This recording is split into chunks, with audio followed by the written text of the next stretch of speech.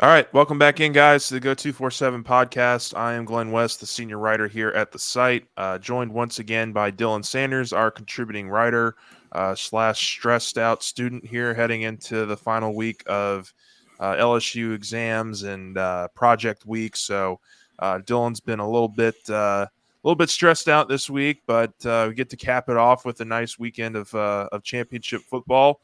LSU takes on Georgia in Atlanta for the SEC championship at 4 o'clock, and it's going to be a really just magnificently important game, I think, for LSU in terms of just where their future lies in this conference, where they kind of stack up in the early stages of this Brian Kelly era. But before we get into some of the talk about the game, just wanted to remind you guys to please like and subscribe on YouTube and subscribe on Spotify, Apple, wherever you guys get your podcasts. It really helps us out here as we try to grow out our podcast, our site, our network. So every little bit helps. So we always appreciate that. But with that, Dylan, how are you? I know it's been a pretty chaotic week for you, but about ready to get to some championship football, huh? I cannot wait starting Friday night Pac-12 championship and then just going on. I love conference championship week also because it's like the last real week of college football. So it it's fun. So LSU and even the United States going into Saturday, both kind of in the same places. They're kind of playing with house money. No one really expects them to win. If you do, it's great, but it's more about looking forward to the future and good signs that you're even in the game. Yeah, some really positive signs, I think, that for this weekend's game. Just a little bit of a background here. If LSU wins this game on Saturday, which I mean, not many people are expecting them to, but if they are able to pull this off, they're pretty much a shoe in for the Sugar Bowl, which would be a New Year's Six bowl berth in Kelly's first year as well. If they lose, you're probably looking at a smattering of different bowls that they could be put up for, but I think regardless, this is going to be probably the last game where all this team is together. I would imagine that there's some players that decide to sit out of the bowl game, whichever one they do get. That's just usually commonplace. If you're not in the playoff, there's some high profile players that might elect to sit that one out. So this is a good last opportunity for this team as it's fully constructed to get one last opportunity to play together, and they enter this game really healthy. I mean, we got the update today from Brian Kelly that Jayden Daniels has cleared all of his testing this week, and his ankle is good, and he's going to be the starting quarterback for LSU on Saturday. So really great news there about Jayden and that ankle injury, which looked pretty scary. Towards the end of that A&M game, Josh Williams, running back, is expected to play as well. He's been dealing with a little bit Huge. of a knee sprain. That's a huge get. That you can definitely tell that when he's out of there, they've had some issues in terms of blocking, in terms of just looking like a more smooth offense. He's just kind of that catalyst, that heartbeat of that offense that really helps it move well and move efficiently. And then Jarek Bernard Converse, the cornerback, is going to play in this game as well. He was dealing with a little bit of a concussion, but he's cleared protocols, and so he's going to play this Saturday as well. So with that, we've gotten some of the injuries out of the way. I guess just some early thoughts on this game from me. I think this is going to absolutely come down to a couple of different things, but priority number one is you need your best players to be at their best. And I think when you're facing the number one team in the country, it's going to start with Jayden Daniels. It's going to start with how he plays, with how that ankle looks, with how he's able to move in the pocket, how he's able to move and extend plays, extend drives. When he has played his best game this year, LSU has been very dominant on the offensive side of the ball. You can bring up the Florida game, the Ole Miss game, Alabama. I mean, when he has been at his best this year, LSU has been extremely efficient offensively. They've been consistently getting in the end zone, not settling for field goals. So just a really pivotal key, in my opinion, is going to be Daniel's health and how he looks on that ankle. he avoided a serious injury, but that doesn't mean the thing can't still be nagging on you if you're going to be playing. So just to see how healthy he is, just to see how he's moving on that foot, on that ankle, I think he's going to be a really important early kind of sign of where LSU looks in this game. You need all your big bullets to play well. I mean, LSU has a number of guys offensively that they've relied on, whether it's Josh Williams, whether it's Malik Neighbors, Mason Taylor, Kayshawn Booty, Jerry Jenkins. All those guys have made some big plays for you this year, and you're going to need each one of them to step up in some way or another. And so I do think this is going to be a game that's really going to be about how LSU's talent stacks up with Georgia's talent, and that's especially the case on the offensive side of the ball. But just Dylan, what are some early thoughts on this game and just kind of the matchups that you've been really looking at closely?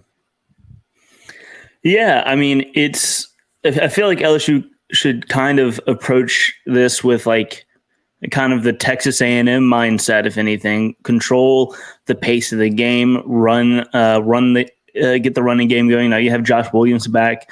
You can have that 1-2 punch of Josh Williams and Jayden Daniels that has worked really, really well in those big games ever since you kind of discovered that duo's potential. And they're going to have to do something that they don't do very well and haven't done a ton. They have done, but that's big plays. If you look at the teams that have been able to scare Georgia, they've done it by setting themselves up with big plays. Opponents have been into the Georgia red zone. I think been in the red zone against Georgia. I think less than 25 times this year. Definitely less than 30. Whenever they score, it's scoring outside of the red zone. The team is susceptible to big plays. That's kind of how it's been, and LSU has not been good at doing that. So I think that is the number one thing that LSU can do to put themselves in a good position. But outside of that, you mentioned it. It's players got to play their best, and players have to have the focus. You can't let Kenny McIntosh run 40 times for 300 yards or whatever Devon Chain did. And yeah, you gotta tackle. You can't let the many options of Georgia's offense wear you down or catch you off guard. You have to be focused. You have to bring the effort, and you have to want it really. And that's what was missing last week, and it cannot be missing this week. Yeah, I mean, just bouncing off your red zone little stat there, Georgia is number one in the country in red zone defense. They've allowed opponents just 25 times to get into the red zone, and opponents have only scored touchdowns on 8 of those possessions. So they're scoring touchdowns on less than, or I guess right around 33% of those red zone opportunities, which are really sparse to begin with. I think if you're LSU, you're looking to maybe get 1 or 2 times in the red zone, or 3 if you're really, really lucky. So if you do get into the red zone, you've got to make sure that you capitalize with touchdowns, can't settle for field goals. And so, look, I think this is going to be a really important game for Daniels in terms of just extending plays with his legs. We've seen it at times this year. Georgia is really stout against the run. They're either number 1 or number 2 in the country in run defense as well. So you'd have to imagine those lanes aren't going to be as consistently open for the running backs. This is going to be a big game for the offensive line to bounce back from in terms of blocking and opening up some holes. So it's just going to be a really important game overall, I think, for Daniels to really be able to extend plays, get the balls out to his receivers, to his tight end, and just try to extend drives and make this thing a long, drawn-out process. I think that's probably where I tend to agree with you in this game, is that you want to put together some long drives on this Georgia defense. You can't allow many 3-and-outs, many mistakes. I mean, we'll get into the mistakes. I think mistakes is going to be another big key to this game. But just you've got to be able to move the ball efficiently and kind of control the pace of the game if you want to have a chance to stay in this one. I think I just mentioned it here, but like mistakes, I think, are going to be something that LSU cannot afford to do. They didn't do it in the Alabama game. They won the turnover battle, 1-0 in that game. I think you're looking at a very similar kind of game plan here. If LSU turns the ball over a couple times like they did against A&M, if they allow a big special teams play here and there, that's all stuff that Georgia's absolutely going to take advantage of. You've got to make, if you go into this game thinking if you've turned the ball over once or twice, that's at minimum 10 points for Georgia in terms of just your mistakes and what they'll be able to do to capitalize on it, because they have a really stingy offense, a really aggressive defense, and so you've got to be able to handle the pressures that come with that. And so I think that's going to be a really important factor, is to play mistake-free football. Just any final thoughts on what the offense needs to do to have some consistent success? I mean, we talked a little bit about the O-line. Are there any players particular that you're looking at that might have advantages or have a big game in store? I mean, if it was ever going to happen, it'll need to happen today. LSU's needed him this year and hasn't been able to find him. But if Kayshawn can look like Kayshawn of old and have a good game and have a consistent game, I think it's been building to it. He's been due all year, but they've certainly been building. It's been better. But right now, I think is the time that Kayshawn would need to strike. Georgia has all of the creativity at their hands on offense. LSU needs a little bit of that creativity, and I think that Kayshawn is the key to just be able to get him the ball in so many different ways.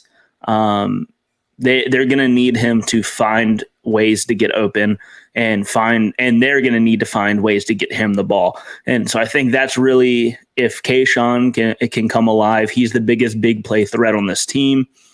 The big plays are what I'm focusing on offense. That's how they're going to get it. And I think it's going to have to be with Kayshawn. Yeah, I mean, I'll take it a different direction. I think it's Malik Neighbors. I think he's about due for a pretty big game from a scoring perspective. He's led the team in receptions and yards all year. Only has one touchdown on the season, and he's a guy that I wrote about this week in our three players piece, is a guy who's really due to get in the end zone once or twice. I mean, he has big playability. His route running, I think, has been outstanding for most of the season. We talked about it a lot during this last offseason, how crisp of a runner he is, and how that's a matchup disadvantage, I think, for any corner when you play a receiver who is so good at route running, so good at angles, and knowing when to break off his route and be available for his quarterback. I think that's just an invaluable weapon for Jayden to really take advantage of. And you've seen them really grow a strong connection this year, which has been really good for LSU's offense. So those are just a couple of our thoughts on the offensive side of the ball. Would like to touch on defense a little bit. Look, this is as unique of an offense, I think, as LSU's faced all season.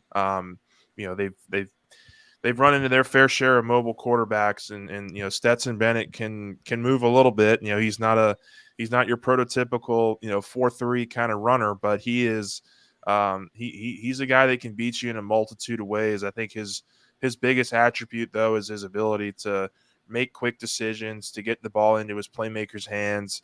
He's a pretty prototypical kind of pocket passer kind of quarterback who's really stepped it up this year in terms of his accuracy and just his confidence level too. I mean, I've watched a couple of his games. He's just a really confident quarterback, and how could you not be after winning a national championship as a walk-on player? And so that's just really he's been a really fun story to watch the last couple of years just from afar. But they have two really unique tight ends. They have Darnell Washington, who's 6'7".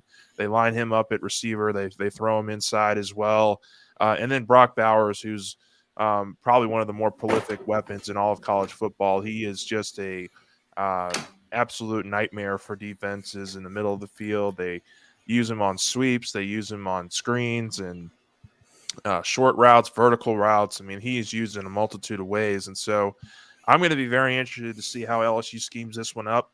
I honestly have no idea what to expect in terms of how many guys they're going to be bringing in.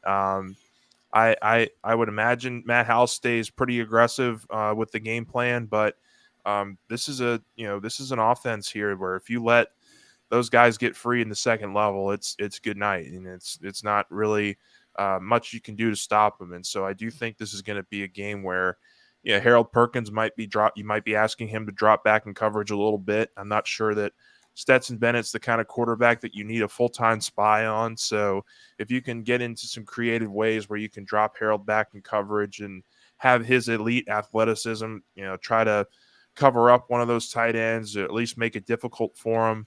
I think that's probably a strategy that LSU would love to create for their defensive game plan. But just Dylan, when you're looking at this Georgia team, I know their run game has really gotten going here the last couple games. Just what stands out about this Georgia defense to you, or offense? Sorry, this Georgia offense. It's we kind of been through it. It is the multitude of options, but in terms of what LSU can do to win, I would say that they can force turnovers. LSU's defense can force turnovers and force the issue. I didn't mention it when we were talking about the Georgia defense. The Georgia defense doesn't force turnover. They don't force turnovers. They're not a turnover heavy team. They're not a sack heavy team. They're not a tackle for loss heavy team. They just smother you in coverage. Basically, they just don't pick the ball off or force almost. So if LSU can play a clean game on offense and then go on defense and then force one or two turnovers, Stetson Bennett has a couple interceptions this year. They have a couple of fumbles. Harold Perkins can get to Stetson Bennett. If he can outrun Malik Hornsby, he can get to Stetson Bennett, who can run, but it's just, again, kind of like similar to Connor Wegman, where it's not the threat that other SEC quarterbacks have. But most people that play quarterback can run a little bit this nowadays, and Stetson Bennett definitely follows that level. But yeah, I think Jarek Bernard-Converse being back will open up this defense a lot and allow Jay Ward to move back to nickel. And Sage Ryan didn't have terrible coverage last week, but the two biggest plays were on him, and I don't think Jay Ward would have had those happen on him. He could have done a little bit more. Yeah. But then, yeah, I think Jay Ward's just like stature kind of maybe breaks those plays up a little bit more. Yeah, that was a weird couple of plays there. Because Sage had some really, I thought, some really tight coverage there on that touchdown in particular. But man, Moose Muhammad, I mean, we talked about it last week. Flashbacks. Those were like two of the more insane catches that I've ever seen as a college player make. And so, at some point you just have to kind of just tip your cap to the other guy for making the play. But I do agree that with you, the secondary being back and being a little bit healthier is going to help this team a lot. But sorry, go ahead with what you were saying. Yeah, no, I was just saying, I think that LSU can get back to the secondary that has worked for them. And that is we'll see probably start off a little slow. The defense has started off slow like the offense a lot for LSU, but they really tighten up. We just didn't see them tighten up against Texas A&M, and that could have been maybe Jarek Bernard-Converse is that missing piece. He is really, really good, so that would track. But yeah, it's just about keeping your focus and not letting Georgia get one over on you on offense. They have a lot of things to distract you with. But, Matt House has done a pretty good job. Again, outside of Texas A&M was an anomaly for pretty much everybody. But he's done pretty good about getting a game plan ready for a specific opponent. So he will have answers for the many Georgia options. It's just about getting them stopped. I mean, Vlad McConkey and Brock Bowers both average like 20 yards a carry because they get carries too. Yeah. So it's literally just anything. And then Darnell Washington's 6'7", 250, and he's a load. He is, yeah. Just to give you an idea, Eric Gilbert doesn't play on this team, and he was LSU's pride and joy for half a season on offense. Yeah. They have another tight end. I can't remember his name right now, but he would be starting for most SEC teams. Like they're just insane depth, and they know how to use them. Todd Monken's done a great job. But defenses have been able to slow them down a little bit. I'd say whenever they're able to get the run game stifled a little bit, they have a couple of running backs to throw at you, so you have to be careful for the change of pace, which could be a little bit of an issue. But it's slowing them down and not letting them get one over on you is really how you stop them, and then force a turnover. Yeah. If you can get a turnover or two in this game, especially early in the game, I mean, I think that turnover in the Alabama game was really a huge tone setter for that one. Getting that early pick off of Bryce Young, I thought was extremely important for just confidence and momentum that you could stay in that game and compete with that team. If you could pull off another play similar to that, whether it's a fumble or an interception or a long return or something, that just only helps your case even more. I would be, I think it is important to talk a little bit more about the run game. They do kind of split carries between Kenny McIntosh and Dejan Edwards, are their two lead backs. They've gotten the run game going over the last couple of weeks. McIntosh is coming off of an 86-yard game against Georgia Tech and a 143-yard game against Kentucky. So you've got to be able to limit what they can do in the run game, because if you allow them to get really explosive with their run game, then they can beat you in any kind of way with those tight ends and with those receivers on the outside. So I would say step number one is certainly trying to improve upon your physicality that you didn't really show a whole lot of against A&M.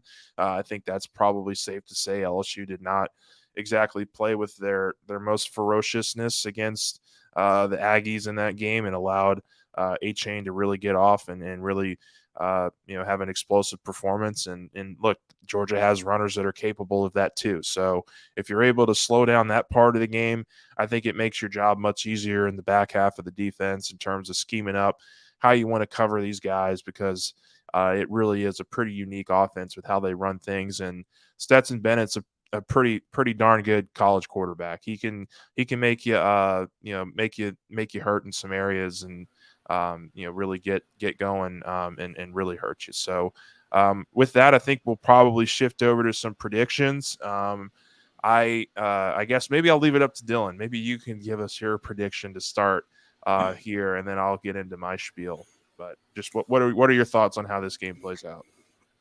I think LSU gets down early, like they have all season. Breaking news. Breaking news. LSU gets off to a slow start.